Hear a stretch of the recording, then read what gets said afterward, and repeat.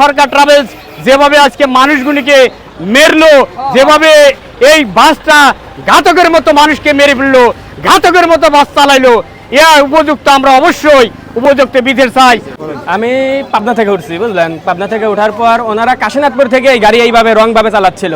আধা ঘন্টা ধরে কাশীনাথপুর থেকেই বলছে গাড়ির ব্রেক মিস করে। তখন নিষেধ করা হয়েছে কয়েকবার, ওনারা শোনে নাই। এইখান থেকে আপনার ওই ব্রিজের উপর থেকে মারছে, ফার্স্ট ব্রিজের উপর থেকে মারছে।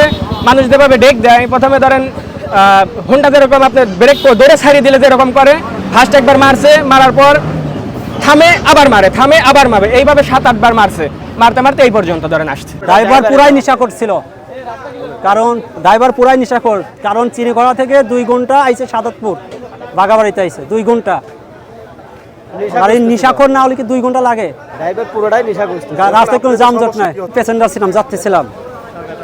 এখন আমরা দুর্ঘটনা থেকে আল্লাহ তাআলা আমাদের যেভাবে রক্ষা করছে, আল্লাহকে আদার শুকরিয়া। কিন্তু আমরা কাউন্টারে ফোন দেওয়ার পরে, পাবনা শহরে ফোন দেওয়ার পরে আমাদের কাছে আমরা বলছি যে আমাদের মাল পাতে আছে, আমাদের মা বোন আছে, আমরা কীভাবে যাব কর্মস্থানে। তারা বলছে যে আমাদের টিকিট কাটতে হবে আবার 1200 টাকায়, 2টা টিকিট 1200 টাকা আবার।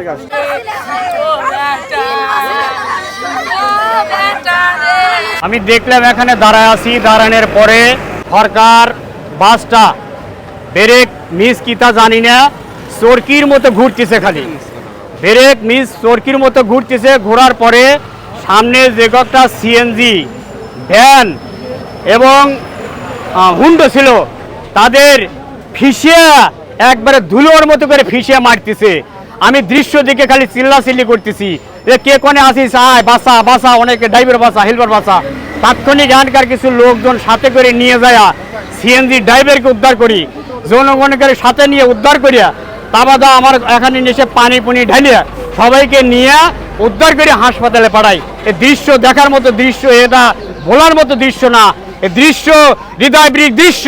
এই দৃশ্য, আর যে পরিবারের সন্তান হত্যা হলো, নিহত হলো, তাদের রুহের মাগফিরাত কামনা করি এবং তাদের সুস্থ বিচার আমরা কামনা করতেছি। আমার ভাই হয়েছে আপন ভাই, ফুফুতো ভাই। তখন সে অটোরিকশা চালাইতো আর নিজস্ব গরু বছর খাওয়াইতো।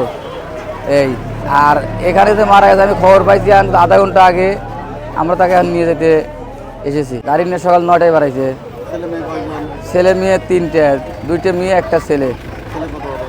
ছেলে 7 বছর, আর মেয়ে একটা বিয়ে দিছে, লাতি বুদ্ধি হয়েছে। আর একটা মেয়ে হলো 4 বছর। সিএনজির তো কতগুলো মারছে ঠিক ঠিকানা নেই। চাল চলন তো সম্পূর্ণ নেশাগ্রস্ত। আপনি একবার ভুল করে মারতে পারেন, তারপরে আপনার আরো 5-6 বার কিসের জন্য আপনি মারবেন? এই দুর্ঘটনায় 4টে হচ্ছে আপনার অটো ভ্যান, আর 3টে হচ্ছে সিএনজি, যা আমরা উদ্ধার, এবং গাড়ি, ওই যেখানে গাড়িও আছে, আমরা এগুলা হেফাজত করেছি। এই গাড়িগুলোর মধ্যে এই যে লোকগুলো ছিল, অন্তত পক্ষে 15 জন মানুষকে, এখানে তো স্পটে একজন ডেড, আর অন্তত পক্ষে 15 জন মানুষকে আমরা সাজাদপুর থানা স্বাস্থ্য কমপ্লেক্সে পাঠাইছি। তার মধ্যে আমার এক ভাতিজা আছে, নাম হলো মতিন, ওকে এই নিয়ে গেছে। আর ওর সাথেই ওর মোটরসাইকেলে আমার এক ছোট ভাই ছিল, নাম হলো সবুজ, বাড়ি হলো সে বিন্ডাদারি। ও এত ইনজুরি হয়েছে, ওকে ঢাকা পঙ্গুতে পাঠানো লাগছে। আরও আশঙ্কাজনক অবস্থাতে লোকজন আছে, কারণ গাড়ি এত নাই। এখন ওখানে আছে, কি হবে এটা আমরা জানি না। আমার কাছে যেসব তথ্য আছে সেটা হচ্ছে যে অনুমান 1:10 থেকে 1:20 মিনিটের মধ্যে এই বাগাবাড়িতে সরকার ট্রাভেলসের একটি বাস, কেউ বলতেছে নিয়ন্ত্রণ হারিয়ে, কেউ বলতেছে ব্রেক ফেল করে। আমরা এখনও তদন্তাধীন বিষয়টা, ব্রেক ফেল করে হোক আর নিয়ন্ত্রণ হারিয়ে হোক, বেশ কয়েকটি অটো ভ্যান এবং সিএনজিকে চাপা দিলে ঘটনাস্থলে 1 জন মারা যায় এবং বিভিন্ন হাসপাতালে 8 জন চিকিৎসাধীন আছে। এদের মধ্যে 2 জনের অবস্থা গুরুতর বলে জানতে পেরেছি। আমরা এ পর্যন্ত ঘাতক বাস চালককে আটক করতে পারিনি, আর ঘাতক বাসটি জব্দ করা হবে এবং আইনগত ব্যবস্থা গ্রহণ করা হবে।